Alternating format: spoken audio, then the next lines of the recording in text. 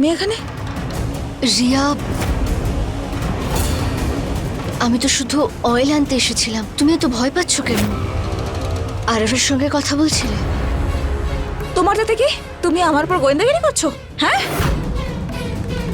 সূর্য দাদা, সূর্য দাদা প্লিজ সামলাও ঈশা বৌদিকে। আর প্লিজ বোঝাও ওকে যে অন্যের কথা আরিফিতে শোনাটা অন্যায়। ঈশা বৌদি সামলে, হ্যাঁ এই ট্রিক কিন্তু আমার উপর কাজ করবে না। ঈশা, দেখো কাব্যের সঙ্গে যা হয়েছে তার জন্য আমারও খারাপ লাগছে, কিন্তু আমি ওর সঙ্গে কোনো অন্যায় করিনি। তোমরা কেন আমার পেছনে পড়ে আছো? রিয়া, আমি তো তোমাকে এসব কিচ্ছু বলিনি। প্লিজ অনেক হয়েছে, আমি আর পারছি না। অনেক হয়েছে, অনেক হয়েছে। তোমাকে কোনো ভালো করতে হবে না। আমার পরিবারকে তুমি একা ছেড়ে দাও, বুঝতে পেরেছো তুমি? আমিও তোমার সঙ্গে আর কোনো ঝামেলা করতে চাই না। ক্লান্ত হয়ে গেছি আমি তোমাকে বোঝাতে বোঝাতে, কিন্তু তুমি বুঝবে না। বেটার এটাই হবে যে আমরা যে যার পথ বেছে নিই।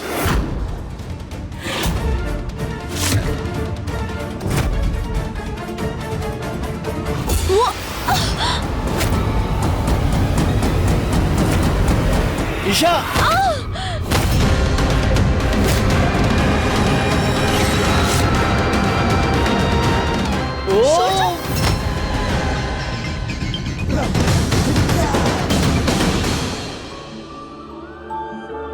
तू ना जरा सा भी मेरी तरह, ना कहीं से मैं तेरी तरह, मिलके भी दोनों हैं अजनबी। कैसी है ये दास्तां, ये दास्तां। বেঁচে গেছি, বেঁচে গেছি, বেঁচে গেছি, বেঁচে গেছি। তোমার কিচ্ছু কিচ্ছু হয়নি ঈশা, কিচ্ছু। তুমি একটা কাজ করো, এই ওপরে ওঠো। না না না না, আমি আমি আমি বলছি যে ওপরের দিকে সরো একটু, ওপরে সামনে।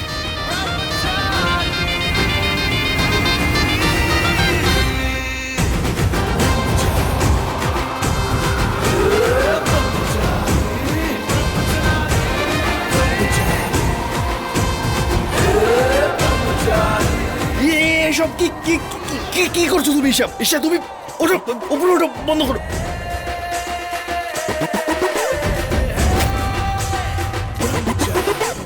ভুল হয়ে গেছে, বচন বলি ক্ষমা করে দিও। ওপরে যাও।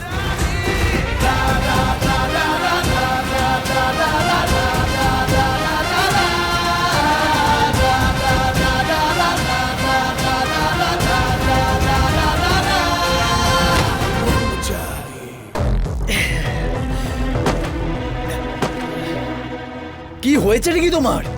তোমার ভাই আরব নিজে এখানে এসে নিজের মুখে বলে গেছে যে ও কাব্যকে নয় রিয়াকে ভালোবাসে। তাও তোমার এটা বিশ্বাস হচ্ছে না, আর তুমি এখানে রিয়ার উপর নজরদারি করতে চলে এসছো। ঈশা, আমি তোমাকে বোঝাচ্ছি, আমার বোনেদের থেকে দূরে থাকো তুমি, বুঝতে পেরেছো?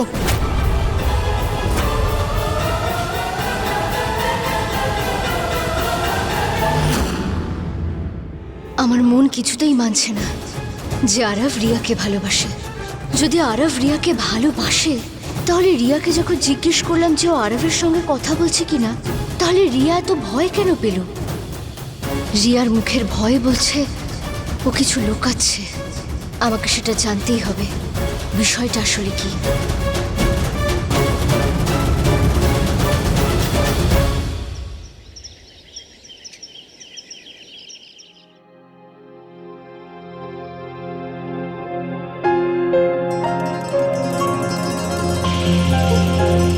দাদা, ঘরে তো রান্না হয়েছে, তারপরেও টাকা নষ্ট করার কি দরকার ছিল? কারণ এটা তোর ফেভারিট প্যাটিস, তোর ফেভারিট জায়গা থেকে নিয়ে এসেছি, খেয়ে নে, ভালো লাগবে তোর। চল আয়। না, এখন ইচ্ছে করছে না। আরে কাব্যা, ইচ্ছে করছে না তাহলে? আমার একটা কথা শুনবে? কাভ্য আর আরব, আরবের বিয়ে রিয়ার সঙ্গেই হবে, ব্যাস। আরবের বিয়েটা তার সঙ্গেই হবে যাকে ও সত্যিকারের ভালোবাসে। তুমি যে এই বিয়ে ভাঙার জেদ ধরে বসে আছো না, তাতেও হারবে। যদি জিতে যাই তাহলে তাহলে আমি তুমি যেটা বলবে সেটাই বলবো।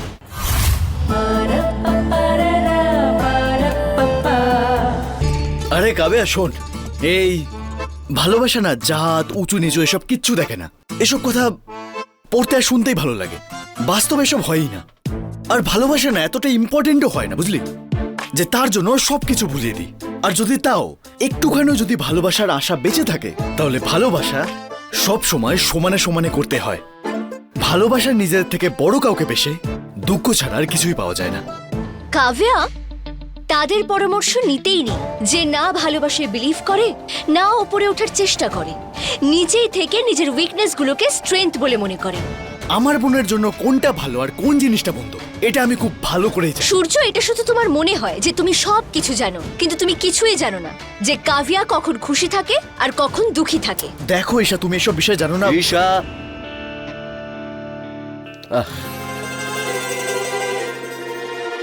আরে ঈশা, আমি তোমাকে সারা বাড়িতে খুঁজছি আর তুমি এখানে।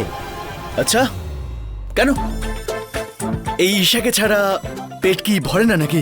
আসলে ব্যাপারটা কি জানিস তো ভাই, মিষ্টি হোক বা খুশি শেয়ার করে নিতে হয়। কি ব্যাপার আদিত্য, মিষ্টি এনেছো, হ্যাপি লাগছে, ইন্টারভিউ ভালো হয়েছে তো? দেখলি, এটাকেই বলে হলো বন্ডিং। আমি একটা কিছু বললামও না আর ও আমার মনের কথাটা বুঝেও গেল।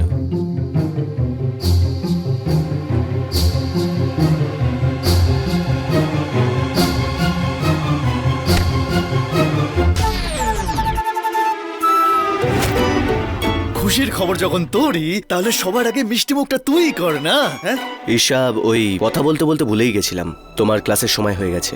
আজ কোন চ্যাপ্টারটা পড়বে তুমি? আদিত্য, আজ নয়, আজ আমার একটা ইম্পর্ট্যান্ট কাজ আছে। আমাকে খবর নিতেই হবে যে আরাভ আমাকে কাভিয়াকে ভালোবাসার কথা বলল, সে কি করে সবার সামনে পাল্টে গেল। Listen up. আরে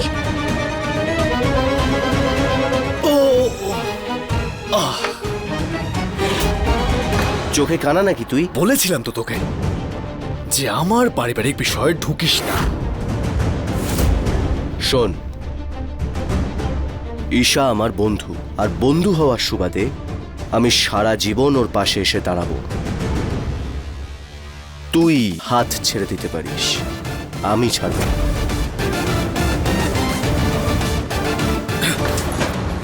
দেখো ঈশা, ওকে বুঝিয়ে দাও তুমি।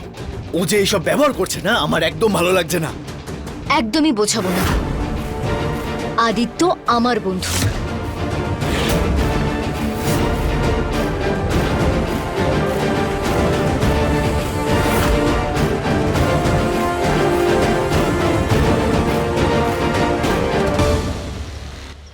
কখনো রিয়া তো কখনো কাভিয়া। মাথা খারাপ হয়ে গেছে তোর?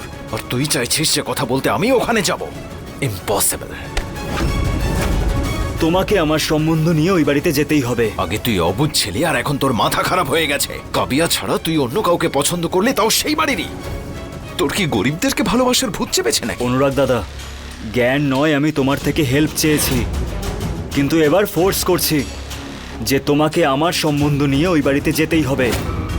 না হলে তুমি আমাকে এমন কিছু করতে বাধ্য করবে যেটাতে তোমার সম্মান আর এই বাড়ির আশা দুটোই ভেঙে যাবে। হুমকি দিচ্ছিস? কি করবে বল, কি করবি?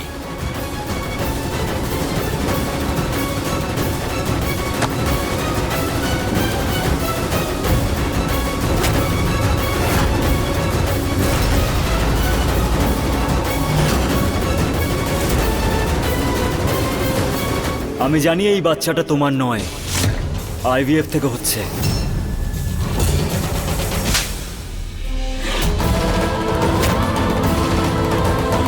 তোমার সাহস হলো কি করে অনুরাগের সঙ্গে এরকম অভদ্রভাবে কথা বলার? আরে বড় দাদা হন উনি তোমার। আর আরব, তোমাকে তো আমি কখনো নিজের দেওর মনেই করিনি, সব সময় নিজের ছোট ভাই ভেবেছি। আর তুমি তোমার দাদার দুর্বলতার সঙ্গে সঙ্গে আমার হবু সন্তানের অস্তিত্ব নিয়ে প্রশ্ন তুলছো। অথচ আমি তো ভাবতাম যে আমার ছোট ভাই এতটাই সেনসিটিভ যে সবার ফিলিংস বোঝে, সবার ইমোশনস বোঝে। কিন্তু আজ কি হলো তুমি জানো আরব? আজ আমি তোমার মধ্যে বাবাকে দেখতে পেলাম, যে কোনোদিন কারোর কষ্ট বুঝবেই না। আমার একটা কথা শুনবে, কাভিয়া আর আরব, আরবের বিয়ে রিয়ার সঙ্গেই হবে, ব্যাস। আরবের বিয়েটা তার সঙ্গেই হবে যাকে ও সত্যিকারের ভালোবাসে। তুমি যে এই বিয়ে ভাঙার জেদ ধরে বসে আছো না, তাতেও হারবে। যদি জিতে যাই তাহলে তাহলে আমি তুমি যেটা বলবে সেটাই বলবো।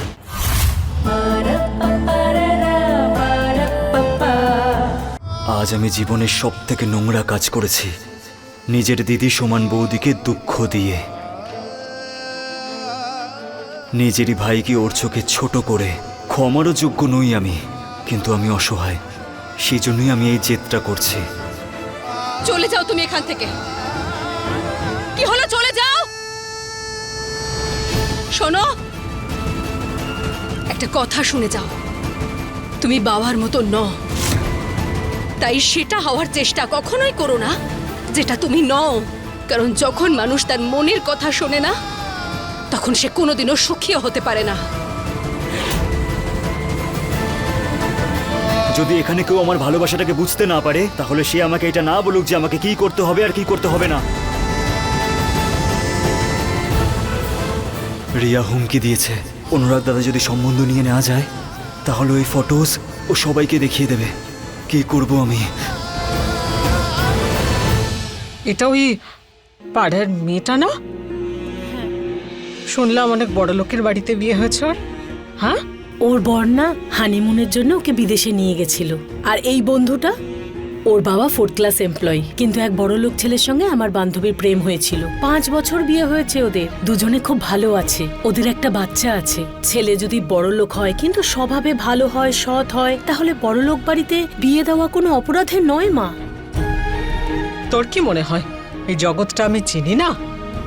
না কারোর বড় লোক হওয়াতে আমার অসুবিধে আছে? আরব আর রিয়ার সম্পর্কটা আমি এই জন্য মেনে নেব না, কারণ ওই সম্পর্কটা গুলাব মহলের সঙ্গে যুক্ত। আজ বুঝতে পারলাম যে তুই আমাকে কখনো তোর বোন মনেই করিসনি। যখন কাফিয়ার ভালোবাসার কথা হচ্ছিল, ওর খুশির জন্য তোর আরবকে নিয়ে কোনো প্রবলেম ছিল না, কোনো সমস্যা ছিল না। ইনফ্যাক্ট তুই তো ওদের বিয়ে দিতে রাজি ছিলি। কিন্তু এখন আমার ভালোবাসার বেলায় আরব যেখানে সবার সামনে বলে দিয়েছে যে ও আমাকে ভালোবাসে, সেখানে তুই আমার আরব আমাদের বিয়ের থেকে মুখ ফিরে নিচ্ছিস কেন? ঠিক আছে সূর্য দাদা, ঠিক আছে, তুই যদি আমার পাশে থাকতে না পারিস, তাহলে প্লিজ প্রতি বছর যে আমি তোকে রাখি পরিয়ে এসেছি না, সেগুলো ফিরিয়ে দে আমায়।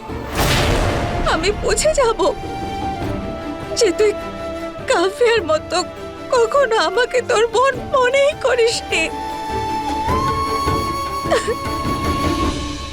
আজ যদি আমার বাবা এখানে থাকতো, তাহলে বাবা আমার জন্য স্ট্যান্ড নিত, আমার পাশে এসে দাঁড়াতো, আমার সুখ, আমার ভালোর কথা ভাবতো। সূর্য দাদা আমার ভালোর কথা ভাবতো। আমার জন্য কেউ কেন ভাবতে যাবে? প্রয়োজনটা কি আছে? দরকার নেই, ঠিক আছে।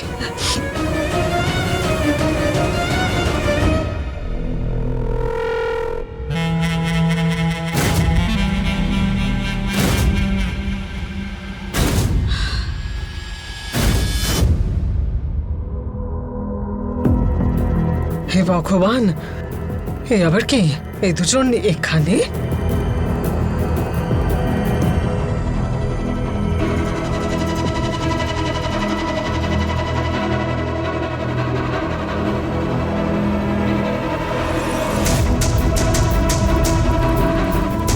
উনি তো চাকরি ছেড়ে দিয়েছিলেন, কিন্তু তুই আজও আমাদের বাড়ির চাকর, আমাদের টাকায় সংসার চলা চাকর। তোদের মতো গরিব ক্ষুধার্ত ছোট লোকদের শেষ করে দিতে বেশি পরিশ্রম করতে হয় না, ব্যাস শুধু নোট উড়িয়ে দিতে হয়, তারপর তোরা নিজেরাই নিজেদের শেষ করতে চলে আসিস। এবার তোমরা দুজন এখানে কেন এসছো? আরে বাহ আরব, দাদা বৌদিকে রাজি করালেই তুমি। আই এম সরি মাসিমা, ওই দিন রাস্তায় আমি একটু বেশি মাথা গরম করেছিলাম। আরে গরিবদের তো কাজ গাড়ির সামনে আসার, আমাদের থেকে টাকা নেওয়া, বড় লোকেরাই তো ফেঁসে যায়। আমাদের মাঝে যা কিছু ঘটেছে সেগুলো ভুলে যাই, আমাদের নিজেদের ঝামেলা ওদের দুজনের ভালোবাসার মধ্যে যেন না আসে। তাই আমি আরফের জন্য রিয়াকে চাইতে এসেছি।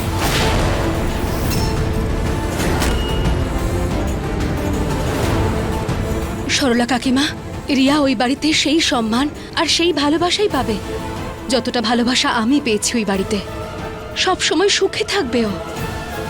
বৌদি, এসব কি হচ্ছে?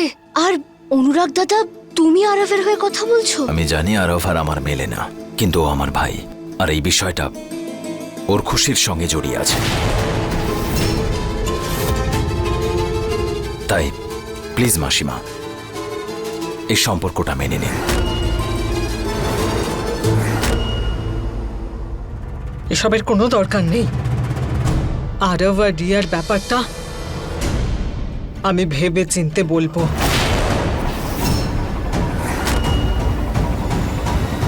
এবার তোমরা যেতে পারো। সরলা কাকিমা, আমি খুব ভালো করে জানি যে আপনি ঠাম্মি আর বাবাকে নিয়ে চিন্তায় আছেন, কারণ আপনি আমার থেকেও বেশি ওই পরিবারকে চেনেন। কিন্তু আপনি একদম নিশ্চিন্তে থাকুন, আর এই মুহূর্তে শুধু আপনার মেয়ের সুখের কথাটুকুই ভাবুন। রিয়ার সুখে থাকার কথা ভাবুন। ভেবে দেখবেন তো?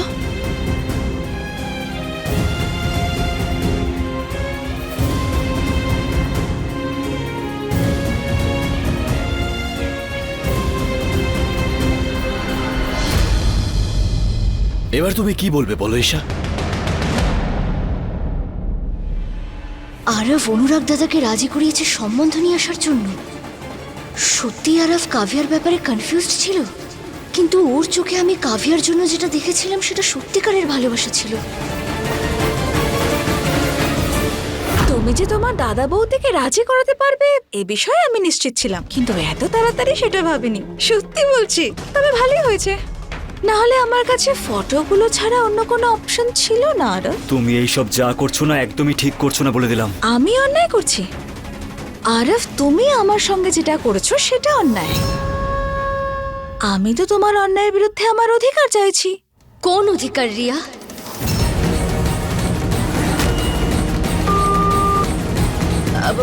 বৌদি বৌদি ওই আমার এক বন্ধু ফোন করেছিল। ও আমাকে বলছিল যে ও ভালোবাসে একজনকে, তাই বিয়ে করা তো অধিকার না ওদের, তাই না? তুমি এখানে কোনো কাজ ছিল তোমার? ওকে।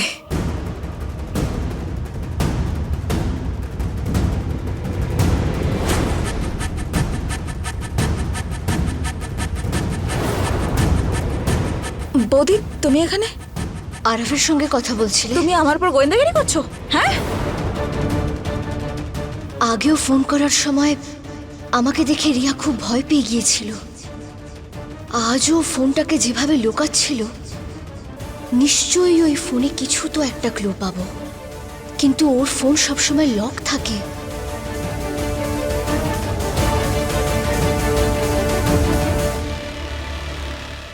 অদিতি দিদি, হ্যাঁ? আমার একটা হেল্প চাই। বলো না।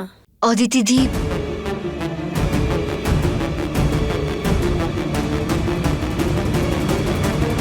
রিয়া আমার বোন ঈশা। কিন্তু ঠিক আছে, আমি তোমাকে হেল্প করব, শুধুমাত্র এই জন্যে যাতে তুমি তোমার উত্তর পেয়ে যাও। থ্যাংক ইউ অদিতি দি। আমি কথা দিচ্ছি, যদি আমি যেটা ভাবছি সেটা ভুল প্রমাণিত হয়, তাহলে আমি রিয়া আর আরবের বিয়েতে একদম বাধা হয়ে দাঁড়াবো না। ঠিক আছে। রিয়া, রিয়া, কি করছিস? গান শুনছিলাম। আচ্ছা, কিছুদিনের মধ্যেই তোর বিয়ে হয়ে যাবে, তারপরে এইভাবে তোর সঙ্গে বসে গল্প করা তো সম্ভব হবে না। শোন, আমরা দুজনে একটা ছবি তুলি। চল, চল। কে জানে এরপরে সুযোগ পাই কি না পাই। এইভাবে, এখানে লাইটটা ভালো না? তোল।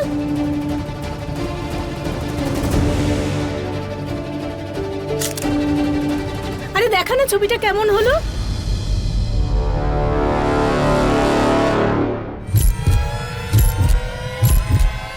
এই তো, এটা? খুব সুন্দর হয়েছে। এইটা 927 4 নাম্বার কোনটা ছিল? ভাই এই আরবটা না পুরোপুরি ভাবে কনফিউজ করে রেখে দিয়েছে আমাকে। এটা তো কনফার্ম হয়ে গেছে যে তুমি আরবকে নিজের শালা মেনে নিয়েছো। আবার আরবের দিদি ঈশা বৌদি, আর ঈশা বৌদি তোমার স্ত্রী, তাই না? হ্যাঁ, কনফার্ম তো। হ্যাঁ, আরে এখানে আমি সিরিয়াস কথা বলছি আর তোর এসব মজা মনে হচ্ছে, হ্যাঁ? বুঝতে পারছি না কার সঙ্গ দেবো কার সঙ্গ দেবো না, কাভের নাকি রিয়ার। আর এইসব যা কিছু হচ্ছে না, এটা শুধু আর শুধুমাত্র এই আরবের জন্যই হচ্ছে। মাথাটা পুরো খারাপ করে রেখে দিয়েছে।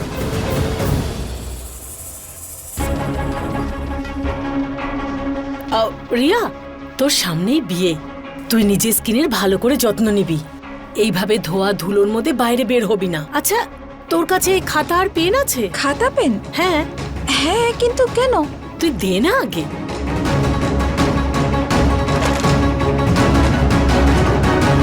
এই নে।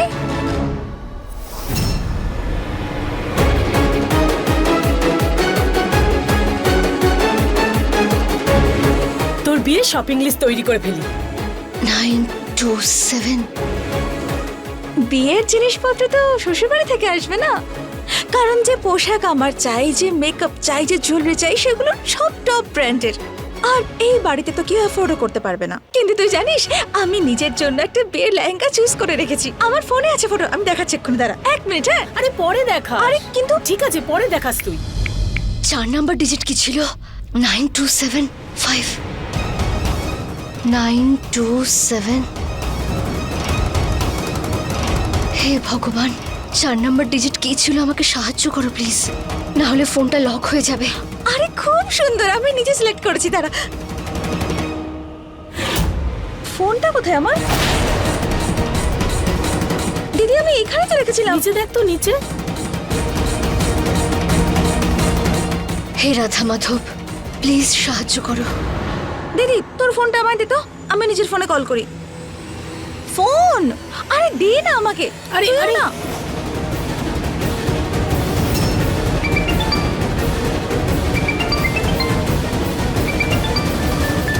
রিংটোনটা বাইরে থেকে আসছে না?